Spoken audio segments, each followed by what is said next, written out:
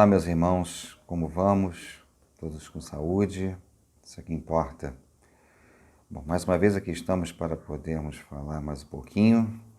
Podemos colocar a doutrina espírita sempre nossa mente, os nossos ensejos, né, da caridade, né, o amor ao próximo.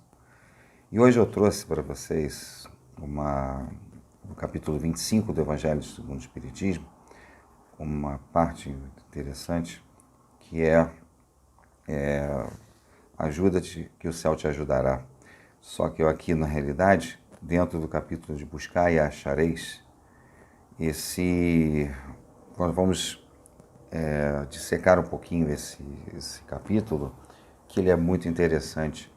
E, logicamente, nós vamos refletir a respeito dele, nós podemos falar a respeito que realmente é de excelência e é muito, mas muito significativo para todos aqueles que ensejam na doutrina e, logicamente, na mudança da sua qualidade, não só a qualidade de vida, mas também a qualidade de pessoa que passa para os demais. E nós vamos fazer umas breves leituras aqui e vocês vão verificar exatamente nesses trechos que nós vamos comentando isso aqui eu estou acabando de lhes dizer. Vamos lá. Ajuda-te a ti mesmo, que o céu te ajudará. Pedi, e se vos dará. Buscai e achareis. Batei a porta, e se vos abrirá. Porquanto quem pede, recebe, e quem procura, acha, e aquele que bata à porta, abrir-se-á. Qual o homem dentre vós que dá uma pedra ao filho que lhe pede pão? Ou, se pedir um peixe, dar-lhe-á uma serpente? Ora, se, sendo maus como sois, sabeis dar boas coisas aos vossos filhos, não é lógico que, com mais forte razão, o vosso Pai, que está nos céus, dê os bens verdadeiros aos que vos pedirem? Mateus capítulo 7, versículos de 7 a 11. Então aqui nós já temos essa introdução que ela já é muito significativa. Quando nós entendemos basicamente, porque não importa o quão mal ou, na realidade, perverso é o pai, por exemplo, de uma criatura, né, o pai de um filho, que na realidade esse pai vacina seus filhos, mas ele é um assassino. Então, exatamente dentro desse trecho que nós estamos vendo até aqui, exatamente que o Deus reflete que há coisas boas que realmente nós podemos fazer, né, em prol dessas condições, por mais perverso que o ser humano seja. Então, há de se refletir nesse ponto e já começar através desse trecho, que eu gostaria muita atenção de vocês, porque são parágrafos sutis e que realmente merecem essa mesma atenção ao qual eu solicito a todos. Então vamos continuar e vamos comentando à medida que nós vamos passando, avançando. Do ponto de vista terreno, a máxima buscai e achareis é análoga a essa outra. Ajuda-te a ti mesmo, que o céu te ajudará. É o princípio da lei do trabalho e, por conseguinte, da lei do progresso. Porquanto o progresso é filho do trabalho, visto que este pôs em ação as forças da inteligência. Então, obviamente, não há a existência do progresso sem a razão do trabalho. Mas aonde nós estamos chegando com isso? Como, na realidade, nós estamos colocando essa lei que chega até a lei, praticamente, do progresso, que é essa lei do trabalho. Que trabalho é esse? O mover-se, o locomover-se, o agir. Então, quando o homem realiza um trabalho, significa dizer que ele está pondo em ação algo no seu corpo físico que vai fazer com que haja, lógico, uma situação de progresso. Então, a resultante do trabalho é o progresso. É muito simples, mas com essas características nós estamos vendo que, lógico, é uma grande engrenagem, mas é preciso ter realmente sutileza para entendermos para e passo todas essas nuances que existem nesse texto. Continuando. Na infância da humanidade, o homem só aplica a inteligência à cata de alimentos, do meio de se preservar das intempéries e de se defender dos seus inimigos. Deus, porém, lhe deu, a mais do que outorgou ao animal, o desejo incessante do melhor. E é esse desejo que o impele à pesquisa dos meios de melhorar sua posição, que o leva às descobertas, às invenções, ao aperfeiçoamento da ciência, porquanto é a ciência que lhe proporciona o que lhe falta. Pelas suas pesquisas, a inteligência se lhe engrandece, o moral se lhe depura. As necessidades do corpo sucedem às do espírito. Interessante. Lógico. Primeiro, as necessidades que na realidade são do corpo, porque obviamente você precisa do alimento para sustentar a sua matéria e desta para poder fazer com que, logicamente, haja uma situação de vivência ou de continuidade da parte espiritual. Porque, obviamente, dentro da condição óbvia que você está contido no seu corpo físico, você como espírito, claro, você precisa nutrir a sua matéria. E aqui ele diz nesse texto exatamente que aquele homem primitivo, ele na realidade, instintivamente, só cuidava da parte mais interessante àquela ocasião, que é a sustentação do seu corpo físico de acordo com seus instintos. Então ele ia fazer o quê?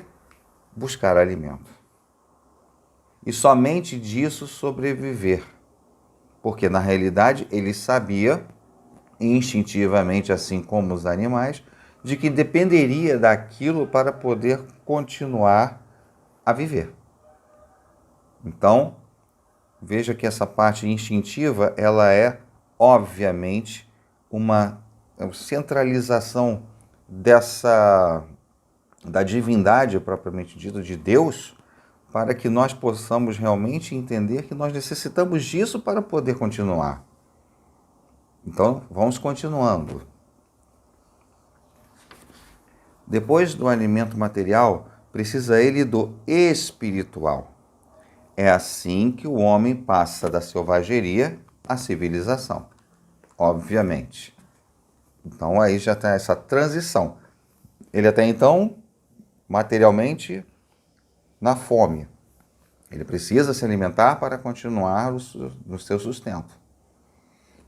Aí, lógico, à frente com as situações no seu trabalho, as razões do trabalho, e ele progredindo, obviamente, ele passa a ter a condição de poder entender que precisa também de cuidar do seu espírito. Mas o básico já cumpriu, que é a sua matéria. Bem pouca coisa é imperceptível, mesmo em grande número deles. O progresso que cada um realiza individualmente no curso da vida. Como poderia, então, progredir a humanidade sem a preexistência e a reexistência da alma? Se as almas se fossem todos os dias para não mais voltarem, a humanidade se renovaria incessantemente com os elementos primitivos,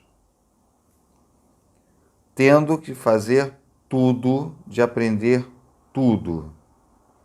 Não haveria, nesse caso, razão para que o homem se achasse hoje mais adiantado do que nas primeiras idades do mundo, uma vez que a cada nascimento todo o trabalho intelectual teria que recomeçar.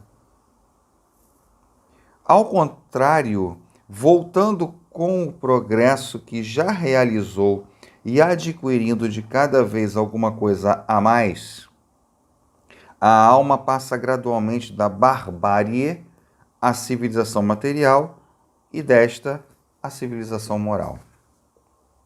Então vejam, meus irmãos, com a situação que se houvesse simplesmente o óbito sem a situação reencarnacionista, nós haveríamos simplesmente de permanecer em uma situação primitiva. Como nós poderíamos progredir se não carregássemos a bagagem necessária para poder dar prosseguimento?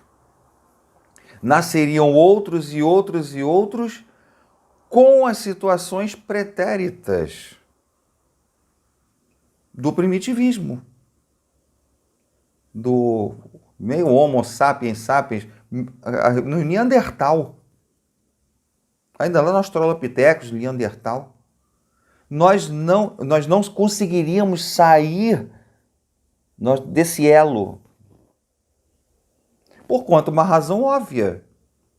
Se não reencarnamos e não trazemos essa bagagem nesse subconsciente e dentro do nosso espírito, então, na realidade, nada serviria para poder ter o progresso.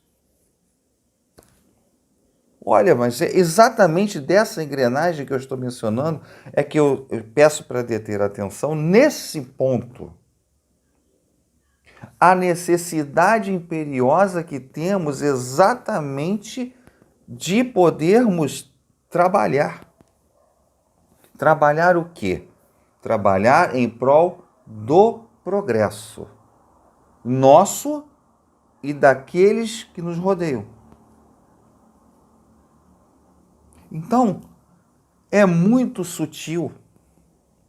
Vejam pequenas situações que você observa que são verdadeiramente assim, de uma veracidade que não tem nenhuma razão para dizer assim, nossa, isso é muito difícil de ser entendido.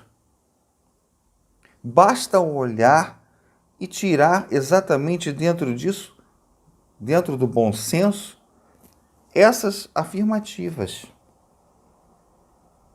Então, a necessidade que existe do trabalho, sim, para que haja o progresso. Se não houvesse situações reencarnatórias, nós simplesmente daríamos um loop, né?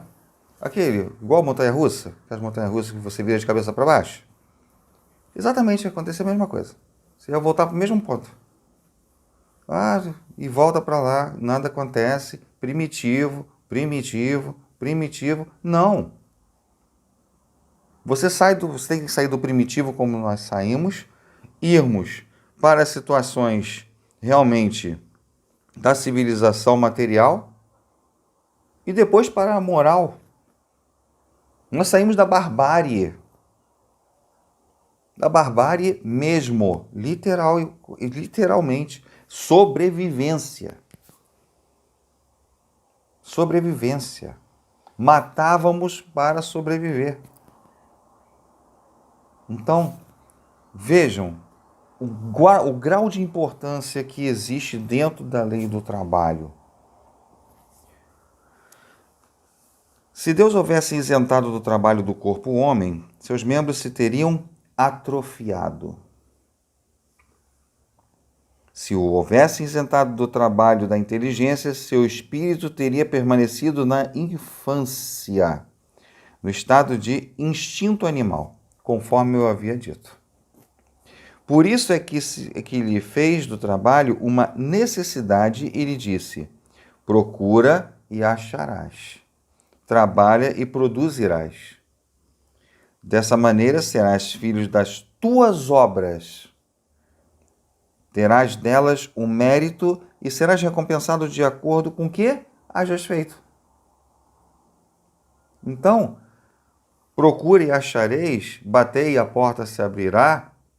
É exatamente o incentivo de Jesus a essa condição que precisa ser realmente por nós compreendida e, por efeito, ser tomada em atitude.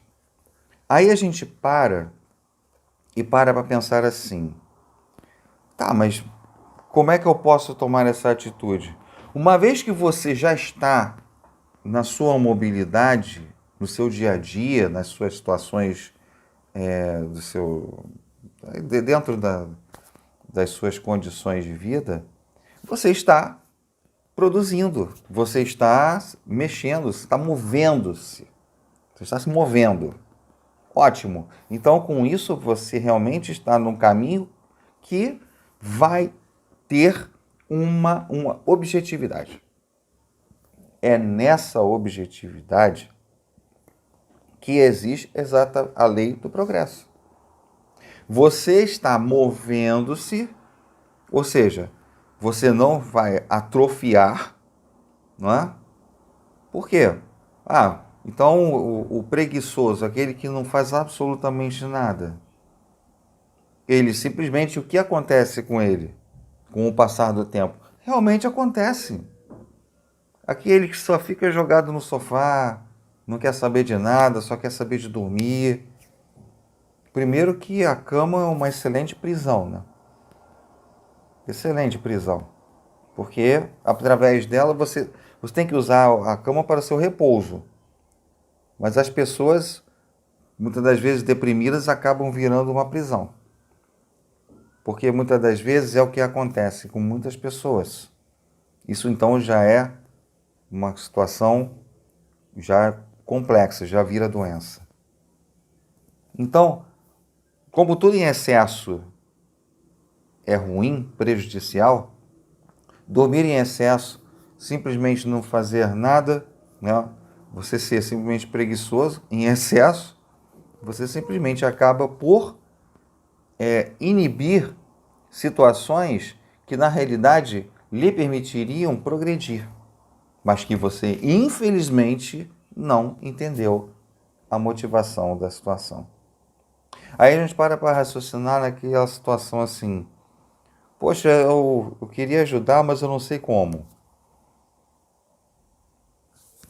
Queria ajudar, mas eu não sei o que eu vou fazer. Engraçado, eu não sei, eu vou arrumar um trabalho, arrumar uma situação para poder realmente ir em frente, mas eu não sei o que eu faço. Não sei onde eu começo, o que eu posso fazer, por onde que eu vou. Gente, ajuda-te significa lave o rosto,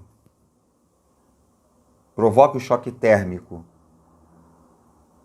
Exatamente como diz o Divaldo, quando você acorda, às vezes você não consegue orar porque você está lá ainda grogue de sono.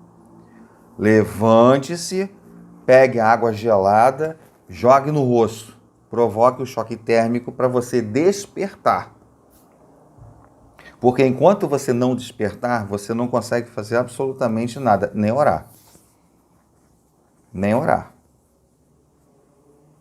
Se você não consegue fazer uma oração antes de você dormir, está caído de sono, você simplesmente, o que você vai fazer? Você simplesmente pega e faz uma oração curtinha.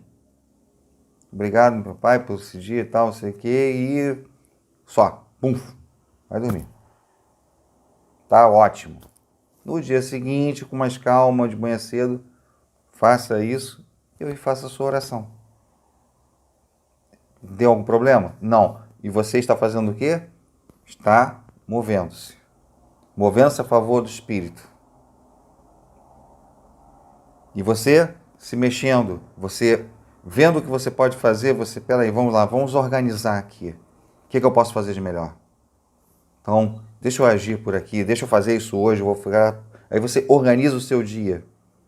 Você está progredindo, porque você está dentro dessa conformidade de que você precisa seguir. E da mesma coisa, da mesma forma, é o ajuda e o auxílio dos nossos irmãos. Você diz assim, sabe o que é? Sabe qual é o problema? Eu não tenho tempo para nada. Eu estudo, eu trabalho, eu isso, eu aquilo outro, e não tenho tempo para mais nada. Aí, quando chega lá na frente, você, lá pelas tantas, se aposenta. Aí você se aposentou, agora eu tô velho demais para fazer as coisas. Ou seja, se você realmente não tiver um embasamento de querer fazer, uma situação de que realmente você tenha vamos dizer assim, a afirmativa interior de que você precisa fazer, que você precisa ir em frente, você não vai. Você não vai. Então, como é que você está se ajudando? Não. Pelo contrário. Então, se você consegue ir em frente acreditando naquilo que você vai fazer, você abre o canal para a espiritualidade para te ajudar. Porque senão, como é que você consegue abrir exatamente esse link, não é? Como é que você consegue abrir esse link com a espiritualidade se você não dá a iniciativa e tampouco acredita, tem fé nessa iniciativa? Você está se ajudando? Não, você está se sabotando. E eu já falei sobre autossabotagem nos vídeos anteriores aqui mesmo no canal. Vai lá em autossabotagem que você vai ver. Tá lá no canal, tá no vídeo do canal. Pode assistir se você não assistiu ainda, vale a pena. Então vejam, meus irmãos. São situações que dependem da nossa iniciativa. Agora, você cansa de falar com o indivíduo. Você cansa de alertar que é necessário que ele realmente entenda que é preciso se mexer. E não acontece. O que se pode fazer? Qual é a situação que nós podemos fazer para uma criatura dessas? Nada. Infelizmente. Fala e a criatura está lá. Prostrada, não sei, vou ver, tal. Pô, eu vou ver isso aí, tal. Aí fica naquela. É igual a você começar a fazer academia, o exercício. Aí você compra tudo aquela parafernália, né? Compra aquela calça legging, aquela camisa, um tênis daquele que você, né, você dá um salto, você vai na lua.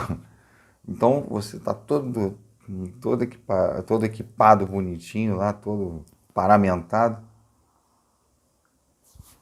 Vai ficar tudo lá, perdido, porque você comprou tudo e não vai fazer.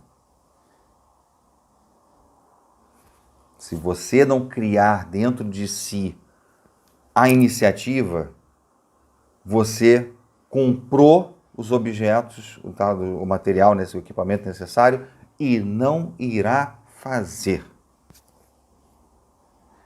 Então a mesma coisa, não adianta nós termos essas situações e simplesmente acharmos que, vamos fazer. Quando? Não sei. Não sei. São essas coisas, meus irmãos, que eu quero entender é que quando eu menciono a determinadas criaturas, pessoas, seres divinos, que é necessário essa situação, lógico, nem todos são com aquele jovem que interpelou Jesus e eu já sigo todos os seus preceitos, mestre. O que você faz? O que eu faço agora? Que ele tinha muitos bens. Aí Jesus diz assim, então faz tudo, vende tudo que tem, dá aos pobres e venha, me siga. Daqui a pouco o jovem viu que ele tinha muitos bens, ele simplesmente baixou a cabeça e saiu pela tangente. Então, exatamente nessas condições que Jesus está mencionando para nós seguirmos ele. Então, nós temos que realmente ter a inteligência suficiente, largarmos de sermos aqueles indivíduos teleguiados e seguirmos numa vertente positiva dentro da fé. E, logicamente, trabalhando, andando, se mexendo, locomovendo, pensando. Isso sim, aí dá ibope. Eu vou ler esse último trecho aqui, porque ainda tem um outro, mas acho que não vai... Deixa eu ver aqui só a parte 5 aqui. Deixa eu ver, peraí. Vamos para a parte 4, que eu também acho interessante, não tem jeito, vamos lá. Em virtude desse princípio, é que os espíritos não acorrem a poupar o homem ao trabalho das pesquisas, trazendo-lhe já feitas e prontas a ser utilizadas, descobertas e invenções, de modo a não ter ele mais do que tornar, o que lhe ponham nas mãos, sem um incômodo sequer de abaixar-se para apanhar, nem mesmo o de pensar. Aquilo que eu já disse antes. Se assim fosse, o mais preguiçoso poderia enriquecer-se e o mais ignorante tornar-se sábio à custa de nada, e ambos se atribuírem o mérito do que não fizeram. Não, os espíritos não vêm isentar o homem da lei do trabalho, vêm unicamente mostrar-lhe a meta que lhe cumpre atingir o caminho que a ela conduz, dizendo-lhe, anda e chegarás. Toparás com pedras, olha e afasta-as tu mesmo. Nós te daremos a força necessária, se a quiserdes empregar. Isso aqui está em O Livro dos Médiuns, na segunda parte, no capítulo 26, itens 291 e seguintes, que foi imputado aqui nessa parte do Evangelho segundo o Espiritismo. Olha que interessante a colocação dos espíritos. Nós estamos aqui. Basta você ter iniciativa, basta você entender que você vai topar com pedras e, logicamente, vamos lhe dar a força. Peça essa força. Porque aí sim, nós vamos poder te ajudar. Porque você está empregando o quê? Iniciativa. Gente, é lógica. Não tem nada de é igual a MC ao quadrado. Não.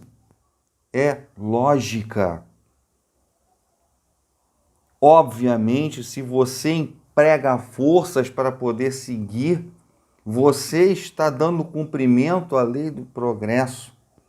E automaticamente, em contato com a espiritualidade nas tuas dificuldades, vem o socorro. Então, gente, vamos parar para pensar. Vamos parar para raciocinar nessas situações. Do ponto de vista moral, essas palavras de Jesus significam: pedi a luz que vos clareie o caminho, e ela vos será dada. Pedi forças para resistirdes ao mal, e as tereis.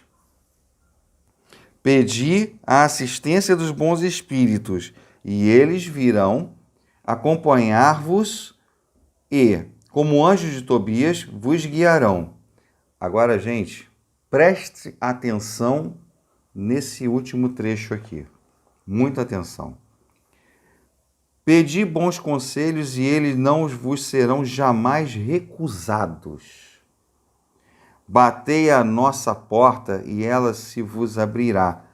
Mas pedi sinceramente, com fé, confiança e fervor.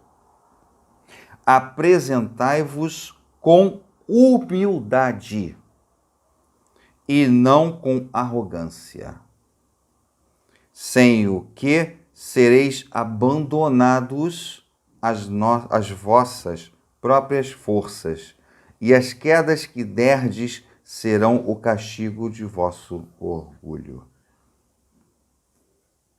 Está aí o sentido das palavras buscai e achareis, batei e abrir-se-vos-á. Pede, mas pede humildemente. O socorro virá. E rápido.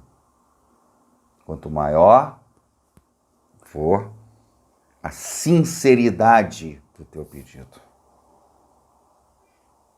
Locomova-se, mova-se, ajude, pratique a caridade sempre, porque é isso que faz com que a gente consiga progredir. Do ciclo reencarnatório, estamos em progresso. E para isso nós precisamos realmente estarmos melhores do que nós nascemos. Sempre.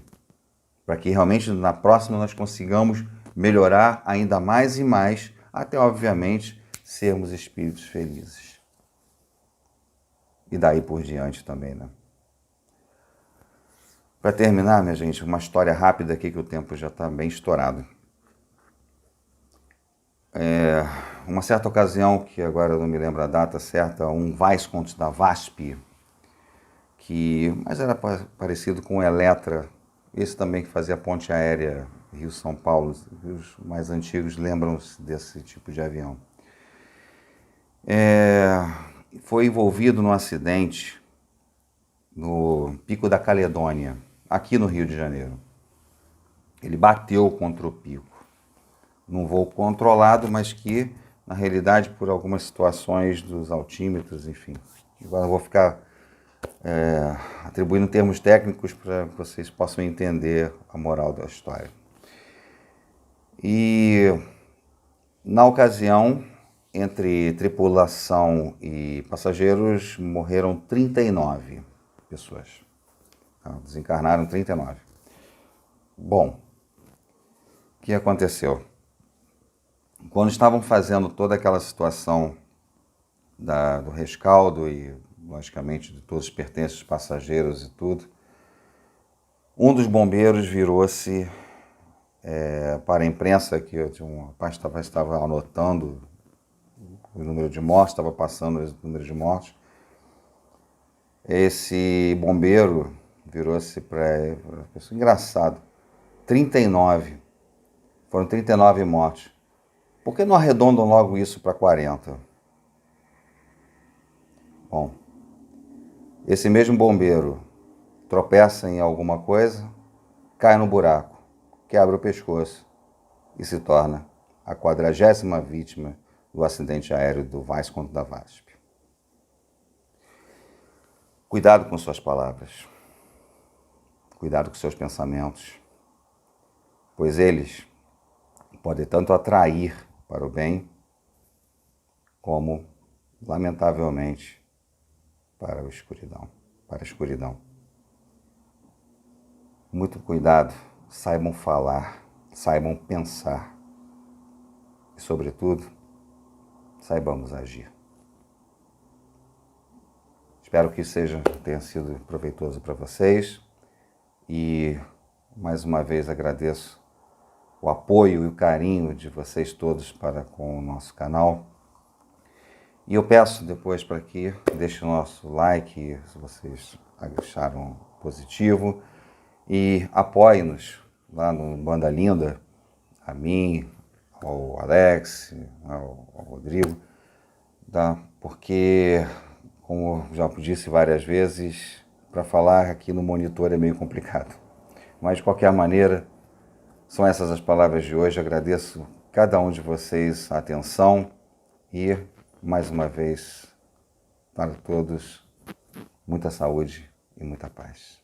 Sejam felizes.